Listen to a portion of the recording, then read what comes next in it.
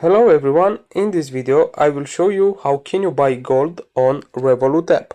So basically you will need to go here to the Invest tab, as you can see, and scroll down a little bit until you will find the Products tab. From here I will click here on Commodities tab, and right now from here you can buy even gold, silver, palladium, platinum, and so on. So right now, let's say that I want to buy some gold. I will click on it, and I will just click here on the buy tab. You will need to read carefully these terms. So after you just read, you just need to click here on the accept tab. Here you will add the amount.